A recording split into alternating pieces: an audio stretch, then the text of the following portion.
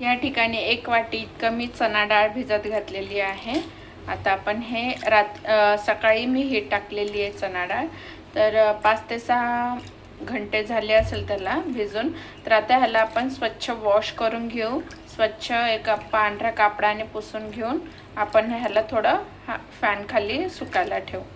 ठिकाणी बघू शकता मी स्वच्छ असं पांढऱ्या कापडाने ह्याला पुसून घेतलेला आहे। सगळा त्याचा ओलसरपणा आहे तो काढून घेतलेला आहे। बघा पूर्ण कपडा हा ओला झालेला आहे आणि एका ताटामध्ये आपण हे काढून घेणार आहे।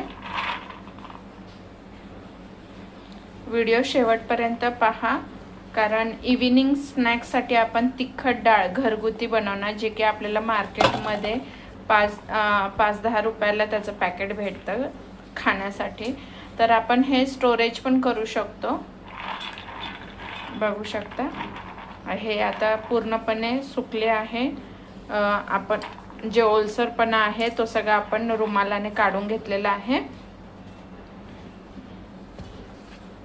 आपला रुमाल हा सगळा ओला झालेला आहे। आता डाळीचा कलर बघा मस्त ब्राऊन कलर झालेला आहे। आता मी गॅस ऑफ करून हे काढून घेऊ आपण डाळ।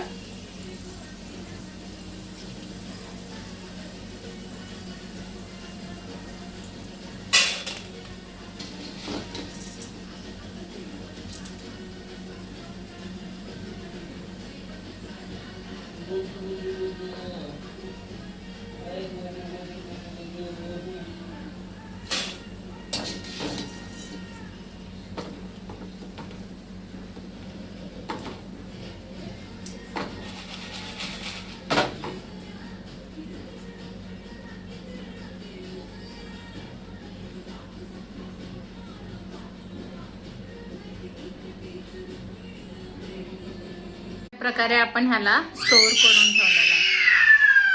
ठिकाणी बघू शकता आपली डाळ ही मस्त हे झालेली आहे, फ्राय आणि कुरकुरीत झालेली आहे।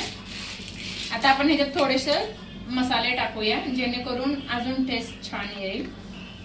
मीठ टाकते मी आधी आणि लाल तिखट, जास्त काही नाही।